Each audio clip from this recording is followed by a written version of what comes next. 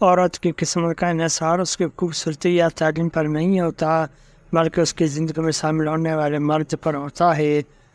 اصل محبت تو یہی ہے کہ جیسے بھی تلخی ہو جائے، کتنی شدت کی ناراضگی ہو جائے، مگر اپنے دل میں لینا کہہ جائے اور آنا کی دیوار تعمیر نہ کی جائے۔ یہ بات سچ ہے، جب محبت کرنے والے ایک دوسرے سے رابطہ کیے بغیر نہیں رہ سکتے۔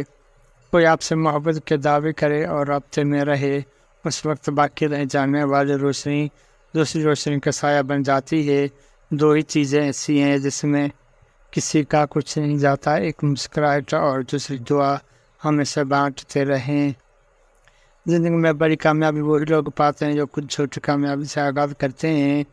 جو لوگ بڑی کامیابی سے آغاز کرنا چاہتے ہیں، نہ تو نصیب میں چھوٹی سی کامیابی بھی نہیں آتی۔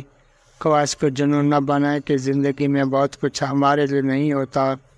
جو نیا نے غلط کہا یا پھر سچ بتائے گا۔ کہتے ہیں کہ عورت کبھی بھی مرد شناس نہیں رہی، ہم سے دھوکہ کھا کر مخلص مرد کو دھوکہ دے کر اپنا انتقام لیتی ہے۔ تو برائے مہربانی اپنے اندر سے یہ وہ نکال دیں کہ وہ آپ سے محبت کرتا ہے۔ مرد آنکھوں سے محبت کرتا ہے اور عورت کانوں سے محبت کرتی ہے۔ مطلب مرد اس عورت سے محبت کرتا ہے جو خود خوبصورت ہو، اور عورت اس مرد سے محبت کرتی ہے جو باطن دل فلم کرتا ہو۔